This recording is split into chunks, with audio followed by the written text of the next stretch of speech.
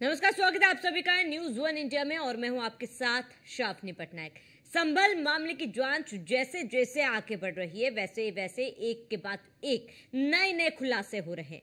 ताजा खुलासा संभल के सांसद जियाउर रहमान बर्क के मोहल्ले में तलाशी के बाद सामने आया है, जहां तलाशी के दौरान तमंचे और कारतूस बरामद किए गए। इससे पहले जांच के दौरान पाकिस्तानी और यूएस निर्मित कारतूस के खोखे भी मिले थे। और ऐसे में एक बात तो साफ है कि हिंसा पूरी तैयारी के साथ की गई, लेकिन बड़ा सवाल ये कि फिर क्यों समाजवादी पार्टी संभल पर आक्रामक है? क्या सपा नेताओं को कोई राज खुलने का डर सता रहा है? इस मुद्दे पर चर्चा होगी, लेकिन उससे पहले ये रिपोर्ट देखिए।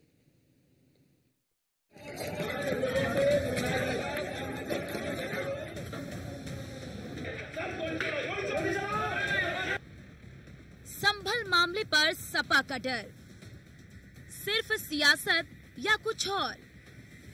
सांसद के मोहल्ले में तलाशी से खुला राज, उपद्रवियों का असली चेहरा बेनकाब। संभल हिंसा की जांच में हर रोज नए खुलासे हो रहे हैं।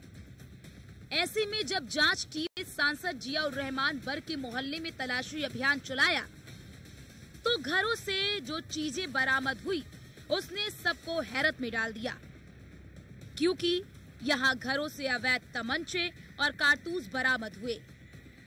ये बरामदगी इस बात की पुष्टि के लिए काफी है कि संभल में जो कुछ हुआ वो अचानक से हुई घटना नहीं, बल्कि पहले से सोची समझी साजिश के तहत हुई। इससे पहले संभल में नालियों से कारतूस के खोखे बरामद हुए थे। इन पर मेड इन पाकिस्तान और मेड इन यूएस लिखा था। एनआईए ने इन कारतूसों की जांच शुरू की है। ये तो हुई जांच की बात, अब बात सियासत की। संभल मामले में सबसे ज्यादा मुखर समाजवादी पार्टी है। संभल के सांसद सपा के जियाउर रहमान बर्क हैं। संभल के विधायक भी समाजवादी पार्टी से ही है। ऐसे में सपा सांसद के मोहल्ले से तमंचे और कारतूस का बरामद होना आखिर क्या इशारा दे रहा है? यहाँ से भी जानना जरूरी है कि सपा के सांसद और विधायक दोनों पर ही भीड़ को उकसाने के आरोप में एफआईआर दर्ज हो चुकी है। सवाल उठता है कि क्या संभल मामले पर आक्रामक होकर सपा कुछ छिपाना चाहती है? क्या संभल पर सियासत कर सपा इस हिंसा की जांच को डिरेल करने में जुटी है? प्रशासन की मनाही के बावजूद सपा नेताओं को संभल जाने की जल्दी क्यों है? क्या अपने नेताओं को फंसता देख ये सपा की कोई गहरी रणनीति है? वजह चाहे जो भी हो, लेकिन एक बात तो तय है कि समाजवादी पार्टी के सांसद और विधायक की भूमिका पूरे मामले में संदिग्ध है, क्योंकि जिस तरह से हिंसा के बाद जेल में चोरी छिपे सपा नेताओं ने हिंसा के आरोपियों से मुलाकात की और जिस तरह से सियासत हो रही है, उससे कहीं न कहीं ये सवाल तो उठता ही है कि आखिर सपा के नेता छिपाना क्या चाहते हैं। Bureau report, news one India. चलिए चर्चा की शुरुआत करते। तमाम मेहमान हमारे साथ जुड़ चुके हैं। सबसे पहले उनका परिचय करा देती हूँ। रत्नेश मिश्रा, नेता बीजेपी, हमारे साथ जुड़े हैं। मेजर आशीष चतुर्वेदी, नेता सपा, हमारे साथ जुड़े हुए। अभिषेक अहलावत, पॉलिटिकल एक्सपर्ट, हमारे साथ जुड़ चुके हैं। आप सभी मेहमानों का बहुत बहुत स्वागत है। आप सबसे पहले मेजर आशीष चतुर्वेदी जी, आपका रुख करूंगी। आशीष चतुर्वेदी जी, लगातार कई सवाल उठ रहे हैं। जिस तरीके से जांच धीरे धीरे आगे बढ़ रही है, कई तमाम चीजें बाहर आ रही है। जहां सपा विधायक और सांसद के मोहल्ले से जब जांच की गई, छापेमारी की गई, कई कारतूस बरामद किए, अन्य उपकरण भी बरामद किए गए हैं। सबसे पहले इस पर आपका रिएक्शन। देखिए, मुझे लगता है कि यहाँ पे जो प्रशासन था उसने अपनी नाकामयाबी को छुपाने के लिए बहुत से गलत तरीके अपनाए और उन गलत तरीकों में आप देखिए कि जिस तरीके से सपा विधायक और सांसद के खिलाफ मुकदमे दर्ज होते हैं, ये कहकर कि शुक्रवार को जो उन्होंने सभा करी और उन्होंने लोगों को भड़काया शुक्रवार को, तो यदि उनकी जो एफआईआर है अगर हम उसे सच मान लें तो आपको शुक्रवार को ही उनको जो है या तो हिरासत में लेना चाहिए था या नजरबंद करना चाहिए था। और जो संडे को होने वाला आपका सर्वे था, आपको उसको और ज्यादा पुख्ता इंतजाम के साथ करना चाहिए था या फिर नहीं करना चाहिए था। यदि आपने फ्राइडे को सपा सांसद और विधायक के खिलाफ कुछ नहीं किया तो आपको कम से कम शनिवार को कुछ करना चाहिए था, क्योंकि आपको तो पता ही था कि इन्होंने भड़काया है। तो जब आपको पता भी था कि इनने भड़काया है, उसके बाद भी आपने कुछ नहीं किया, शनिवार को भी कुछ नहीं किया और संडे को भी कुछ नहीं किया, और संडे को आपने सर्वे भी करा लिया, और फिर उसके बाद जब वहां पे इतना बवाल होता है तो फिर आप चले गए वापस फ्राइडे को। देखिए इन लोगों ने जो सभा करी थी उसमें ही भड़का दिया था। अब ये कौन कोर्ट, कोई भी एक सामान्य बुद्धि रखने वाला व्यक्ति ऐसी तर्क को मानेगा कि जब आपको पता था इनने भड़का दिया तो आपने कुछ नहीं किया, आपने इंतजार किया 2 दिन बाद तक सब गड़बड़ हो जाए, उसके बाद हम कहेंगे कि नहीं आपने तो 2 दिन पहले ही भड़का दिया। कौन मानेगा ऐसी बातों को? और अब लोग तो ये भी कह रहे हैं कि थोड़े दिन और निकल आइए, जांच में अभी एटम बम भी निकाल लेगी सरकार वहां से कि ये जो है मोहल्ले में एटम बम मिल जाए। तो आप उसका भी इंतजार कर लीजिए, भाजपा ही है, कुछ भी निकाल सकते हैं, हो सकता है एटम बम। देखिए आशीष जी, जांच जारी है, लेकिन ये बयान देना गलत है। आप मतलब आपका ये कहना है कि पुलिस वहां पर गई और तमाम उपकरण और बाकी जो कारतूस है वहां पर रखे, और उसके बाद जांच में ये कह रही है कि मोहल्ले से ये तमाम चीजें मिली है। कैसी बातें कर रहे हैं आशीष जी? ठीक है, मान लेते ये चीज भी, लेकिन आप ये बताइए मुझे कि जनप्रतिनिधि के तौर पर सब संभल के सांसद और विधायक की नैतिक जिम्मेदारी क्या है, मुझे ये बताइए। कि मैंने तो अभी तक, आप अपनी डिबेट को देख लीजिए, मैंने तो अभी तो कारतूस शब्द का इस्तेमाल भी नहीं किया था। आपने कारतूस शब्द कैसे कह दिया? मैंने तो कहा ही नहीं अभी तक, मैंने तो कहा ही नहीं। आपने कह दिया कि पुलिस ने रख दिए कारतूस, मैंने कब कहा? जांच में ये तमाम चीजें उन्हीं के मोहल्ले से बरामद किए गए हैं ना आशीष जी, इसीलिए इस चीज का जिक्र किया। कारतूसों का जिक्र भी मैंने इसी चीज से किया है। आप एटम बॉम्ब का जिक्र कर ले रहे हैं, लेकिन कारतूस जो चीजें वाकई में वहां से बरामद हुई है उसी का जिक्र हमने किया है। आपने कहा भाई पुलिस और भाजपा सरकार कह रही है कि विधायक और सांसद ने भड़काया, फ्राइडे को भड़काया, तो शनिवार को क्यों नहीं गिरफ्तार हो गए? कोई कार्रवाई क्यों नहीं की इन्होंने? उस बात को क्यों? ठीक है, पता चलता है ना। इसका जवाब रत्नेश जी से ले लेते हैं। रत्नेश जी, अगर शुक्रवार को भड़काया गया था, आपने तभी कार्रवाई क्यों नहीं की गई? प्रशासन ने तभी कार्रवाई क्यों नहीं की? देखिए, आपको और साथी पैनलिस्टों को, देश की जनता को मेरी तरफ से जय श्री राम। देखिए, समाजवादी पार्टी के नेताओं के कृत्य जिस प्रकार से संभल की हिंसा में सामने आ रहे हैं, उससे इनसे का मानसिक संतुलन हिल गया। इनको पता था कि ये संभल में हिंसा कराएंगे, संभल में तोड़फोड़ कराएंगे और इनके खिलाफ कोई कार्रवाई नहीं होगी। देखिए, जांच धीरे धीरे चलती है। अगर डे 1 ही हम इनके सांसद और विधायक को जेल भेज देते, मुकदमा लिखवा के और चार्जशीट फाइल करवा देते, तो यही लोग कहते इतनी जल्दी क्यों?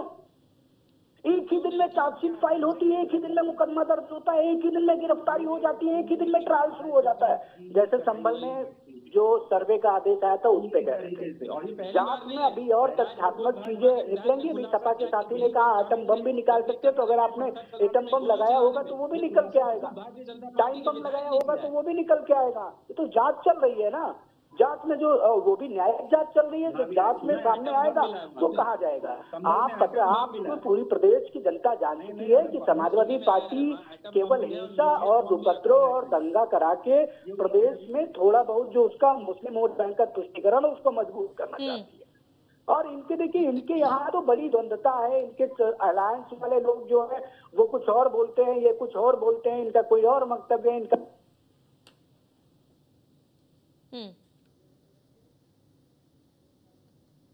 जी ठीक है, मैं लौटूंगी आपके पास रत्नेश जी। अभिषेक अहलावत पॉलिटिकल एक्सपर्ट हमारे साथ जुड़े हुए हैं। अभिषेक जी, आपसे जानना चाहूंगी, दोनों ही पार्टियों के प्रवक्ताओं को आपने सुना, उन्होंने अपनी अपनी बातें रखी है, लेकिन आपसे मैं जानना चाहूंगी क्योंकि आप राजनीति को करीब से समझते हैं, ऐसे में अभिषेक जी आपको ये लग रहा है कि जिस तरीके से पूरे संभल मामले पर सियासत हो रही है, उस सियासत से समाजवादी पार्टी कहीं ना कहीं जांच को डिरेल करने की कोशिश कर रही है? देखिए, जैसा हमें नजर आ रहा है, हमने तो समाजवादी पार्टी की सरकार का काल भी देखा है, बसपा का काल भी देखा है और अब बीजेपी की सरकार का काल भी देख रहे हैं। 2013 में किस प्रकार से पुलिस ने कार्रवाई करी थी एक तरफा, उसे भी देख रहे हैं। मैं जहां तक मेजर साहब ने कहा, मैं मेजर साहब की एक दो बातों से बहुत अच्छे से इत्तेफाक रखता हूं कि पुलिस को बहुत, जब उनको आइडिया था कि फ्राइडे को एक मीटिंग हुई है जिससे माहौल खराब हो सकता है, तो उनको प्रोएक्टिवली उन्हें जो है इन लोगों को, विधायकों को और इनके सांसदों को उठा लेना चाहिए था। परंतु अफसोस यही मेजर साहब, आशीष जी हमारे मित्र, ये फिर हल्ला मचा रहे होते कि देखिए हमारे विधायक और हमारे सांसद को बिना किसी कारण से पुलिस ने जो है उठा लिया है। अब रही बात इनकी जो ये बात कह रहे हैं, उस पे जो मेरे शंका का एक और बात है वो ये है कि इनका कहना यह है कि फ्राइडे को प्रशासन ने एक मीटिंग होने दी, उसके बाद फ्राइडे ने वो सैटरडे संडे को प्रशासन मुस्लिम युवाओं से कहता है कि आप सड़कों पे आइए, हम पे पत्थरबाजी कीजिए, फिर हम 2-3 लोगों को मार देंगे और हम ये एडवांस में सैटरडे में कुछ मुस्लिमों के यहाँ, कुछ लोगों के यहाँ ये उन लोगों को पैसे देके या जैसे भी करके उनके यहाँ हथियार प्लांट किए जाएंगे और उन लोगों वो हथियार अब पुलिस जो है वो रिकवर कर रही है, ऐसा मेजर साहब का कहना है।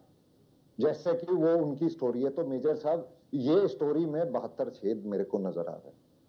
देखिए पुलिस जो है, अगर पुलिस के कहने से इतने मुस्लिम युवा आके सड़क पे पत्थरबाजी कर सकते हैं, तो मेरे को लगता है कि पुलिस के कहने पर जब वो प्यार से समझा रहे थे तो वहां पे सर्वे भी हो जाना चाहिए था। अगर पुलिस से इतना ही आपके जो है विधायक और सांसदों में इतना खौफ था और वहां पे इतनी होती, देखिए कहीं ना कहीं तो आपके जो समाजवादी पार्टी के नेताओं की जो ओवर एग्रेसिवनेस एक नजर आ रही है और ऐसा लग रहा है कि आप कुछ लोगों को जानबूझ के बचाने की कोशिश कर रहे हैं। उसका एक कारण भी है, हम लोगों को याद है, आप लोगों की जब सत्ता थी, जब सपा की सत्ता थी, हमें अच्छे से याद है कैसे आतंकवादियों के ऊपर से मुकदमे वापस हुए आपकी सत्ता में। तो आज की तारीख में भी हमें डर यही है, हम आम जो जनता है जब वो देखती है तो उसको यही लगता है कि ये पता नहीं फिर से कोई आतंकवादी साजिश तो नहीं है जिसके ऊपर पर्दा डालने की कोशिश सपा समाजवादी पार्टी कर रही है, पता नहीं किन लोगों को बचाने की कोशिश कर रही है। Thank you. ठीक है अभिषेक जी, मैं लौटूंगी आपके पास। रत्नेश जी बताइए। देखिए श्रावणी, आपको पैनलिस्टों को और देश की जनता को मेरी तरफ से जय श्री राम। देखिए श्रावणी जी, डे 1 से ही कहा जा रहा है कि इसमें समाजवादी पार्टी के सांसद और समाजवादी पार्टी के विधायक मुलव्विस हैं इस दंगे में और इस हिंसा में, क्योंकि हम लोगों ने शुरू में जांच में कह दिया गया कि दोनों के बीच वर्चस्व तुर्क और पठान की वर्चस्व की लड़ाई का परिणाम है और अब जांच में धीरे धीरे सारी चीजें निकलकर सामने आ रही हैं, चाहे वो कारतूस का मिलना हो, चाहे वो पत्थरों का इकट्ठा किया जाना हो, चाहे उनके उकसावे पे आकर करना हो। और अभी सही बात कह रहे थे अभी साथी पैनलिस्ट जो हैं कि अगर पुलिस को उकसाने पर भीड़ आ सकती है तो वहां तो एसपी सीधे कहता है कि आप राजनीति का शिकार मत होइए, आप पत्थरबाजी मत करिए, आप संवैधानिक तौर पे वैधानिक तौर पे गलत कर रहे हैं, उसको नहीं सुन रही है वो भीड़, वो दंगाइयों की भी। अब समाजवादी पार्टी के प्रवक्ता भी साथी कह रहे थे मेरे की हो सकता है टाइम बम एटम बम भी निकाल दें, तो भैया जो कुछ होगा सब निकलेगा, जांच चल रही है। और इन्होंने कहा कि पहले दिन ही क्यों नहीं, कि अगर डे 1 ही हम समाजवादी पार्टी के सांसद विधायक की गिरफ्तारी करा लेते, कोई जांच न कराते, तो यही लोग कहते कि जी एक ही दिन में मुकदमा दर्ज हुआ, एक ही दिन में FIR दर्ज हुई, एक ही दिन में चार्जशीट लग गई, एक ही दिन में गिरफ्तारी हो गई, जैसा संभल के सर्वे पर कह रहे थे, एक ही दिन में पिटीशन पड़ी, एक ही दिन में ऑर्डर हुआ और उसी दिन सर्वे हो गया। तो ये लोग खुद कंफ्यूज्ड हैं और ये समाजवादी पार्टी का दंगा कराने वाला जो गुट था वो एक्सपोज हो रहा है, प्रदेश की जनता देख रही है और इसमें किसी भी दोषी को बख्शा नहीं जाएगा, चाहे वो समाजवादी पार्टी के सांसद हो, चाहे वो समाजवादी पार्टी के विधायक हो। प्रदेश में अगर आप हिंसा और जहालियत का मुसवरा करेंगे तो आपको जेल भेजा जाएगा और आपके खिलाफ कठोर कार्रवाई की जाएगी। ये गुंडों वाली अखिलेश यादव की सरकार नहीं है, ये पूज्यमान योगी आदित्यनाथ जी की सरकार है। अगर उत्तर प्रदेश में रहना है तो संवैधानिक तौर पर, वैधानिक तौर पर रहना होगा, कानूनी सीमाओं का पालन करते हुए रहना होगा। अगर उसका दुरुपयोग करेंगे, कानून का उल्लंघन करेंगे तो कड़ी कार्रवाई की जाएगी। ठीक है रत्नेश जी, लौटूंगे आपके पास। आशीष जी आपका रुख करूंगा। आशीष जी देखिए, कहीं ना कहीं कार्रवाई करने में देरी तो हुई है, ये भी मैं मान रही हूँ, लेकिन अगर समाजवादी पार्टी की बात करें, समाजवादी पार्टी जिस तरीके से पुलिस की तरफ से कदम उठाए गए थे तमाम हिंसा को रोकने के लिए, उससे संतुष्ट नहीं है। समाजवादी पार्टी जिस तरीके से जांच की जा रही उससे संतुष्ट नहीं है। जिस तरीके से अभी फिलहाल मुद्दा उठाया जा रहा है, जांच में जो तमाम बातें सामने आ रही है उसको लेकर भी समाजवादी पार्टी संतुष्ट नहीं है। तो समाजवादी पार्टी संतुष्ट किससे है? इसके साथ ही लगातार जांच की जा रही, वहां के डीएम एसपी और तमाम जो अधिकारी है जो सुरक्षा व्यवस्थाओं को बनाए रखने में तमाम कोशिशें कर रहे हैं। बार बार उन्होंने अपील की कि 10 तारीख तक संभल कोई भी ना आए, चाहे जनप्रतिनिधि हो, कोई बाहरी व्यक्ति हो, लेकिन उसके बावजूद भी समाजवादी पार्टी जिद पर अड़ी रही कि हमें तो भाई संभल जाना है। ऐसे में अगर जांच में भी आप सहयोग नहीं कर रहे, समाजवादी पार्टी किस चीज से संतुष्ट है ये बताइए। देखिए, पहले तो मैं बात कर लूं कि जब बहराइच में भारतीय जनता पार्टी के विधायक ने ही खुलासा किया कि वहां पत्थर कराने, दंगे कराने और भाजपा विधायक के बेटे की हत्या तक की जो प्लानिंग थी, उसकी एफआईआर उन्होंने स्वयं जाकर के वहां थाने में लिखवाई और भारतीय जनता पार्टी के नेताओं के खिलाफ लिखवाई। उस पर आज तक क्या कार्रवाई हुई? क्या कार्रवाई हुई? कोई कार्रवाई नहीं हुई। उस मामले को ठंडे बस्ते में डाल दिया गया क्योंकि वहां भाजपा एक्सपोज हो रही थी। भाजपा ने वही कृत्य संभल में भी किया है, पत्थर चलाने वाले भी भाजपा ही थे। अब उस चीज को कहीं ना कहीं पर्दा डालने के लिए एक प्रयास किया जा रहा है कि इन्होंने दंगे उकसाए, उन्होंने दंगे उकसाए। तो जब उकसाए थे तो तब आपका प्रशासन क्या कर रहा था? आप नजर बंद कर सकते थे उनको, आप सर्वे को रोक सकते थे। कोई जरूरी नहीं था कि संडे को ही हो जाए, मंडे को भी हो सकता था। क्यों नहीं हुआ? अगर लोगों को वहां परेशानी होती तो अभी 4 दिन पहले तो वहां सर्वे हुआ था, तब किसी को कोई परेशानी नहीं हुई थी। तब कैसे हो गया पर वहां पे शांतिपूर्वक सर्वे? क्योंकि ये एक सुनियोजित तरीके से भारतीय जनता पार्टी की साजिश के तहत हुआ है।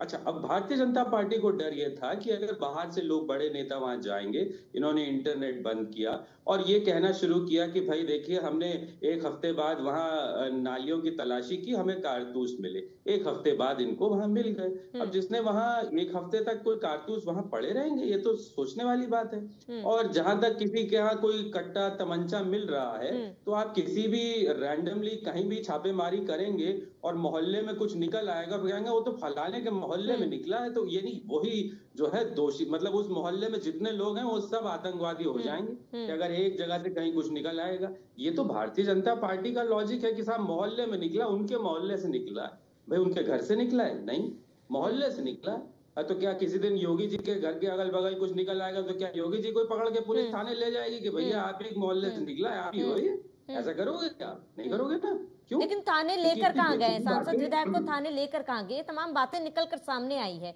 उनको सीधे तौर पर आरोपी तो नहीं करार दिया गया ना, इसके साथ एफआईआर दर्ज हुआ है उनके ऊपर, जांच अभी भी जारी है। आशीष जी बना दिया, वही तो मैं कह रहा हूँ कि जब आप कह रहे हो कि इनके कहने पे हुआ, तो जब वो कह रहे थे तब तो आपने कुछ नहीं किया, उसके अगले दिन नहीं किया, उस दिन नहीं किया, उसके अगले दिन कुछ नहीं किया, फिर जाके दंगे भड़क जाते पे क्या? नहीं 2 दिन पहले आपने ये कहा था, तब इसलिए आज ये हुआ है।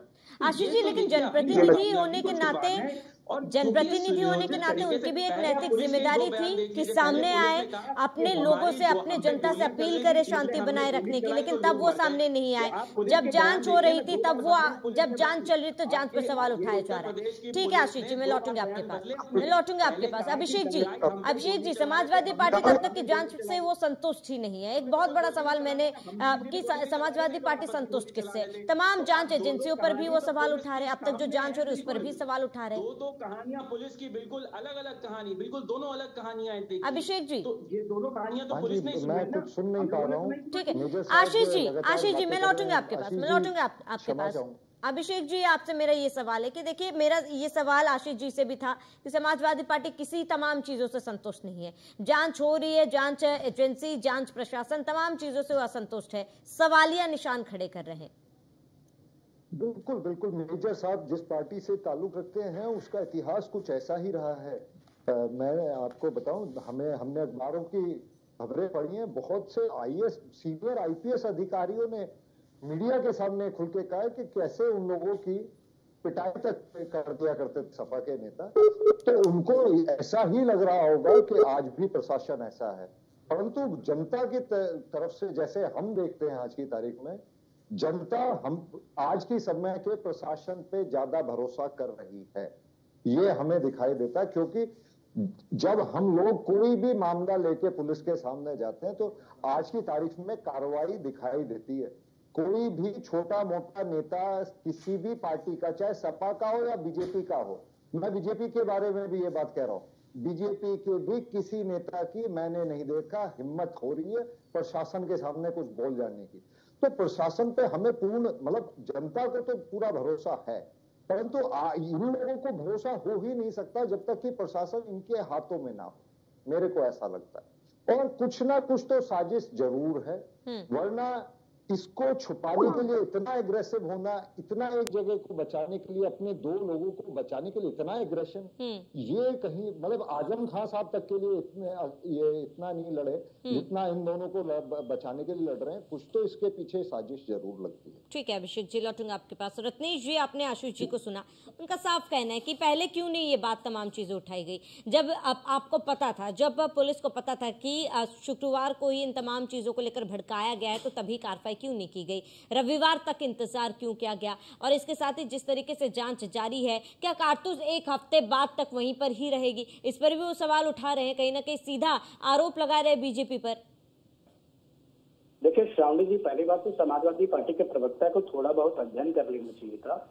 जिस समय सांसद का नाम आया उस समय नोटिफिकेशन आ चुका था संसद का सत्र शुरू होने का, और क्योंकि संसद का सत्र शुरू हो जाता है तो उस समय किसी भी सांसद को बिना लोकसभा अध्यक्ष की अनुमति के गिरफ्तार नहीं किया जा सकता। ये उसको संवैधानिक और क्या कहते हैं पार्लियामेंट्री प्रिविलेजेस, उसके संसदीय विशेषाधिकार है किसी सांसद के, तो तुरंत गिरफ्तार कर पाना तो संभव नहीं था, क्योंकि सेशन कॉल हो चुका था और वो ऑनरेबल मेंबर ऑफ पार्लियामेंट था।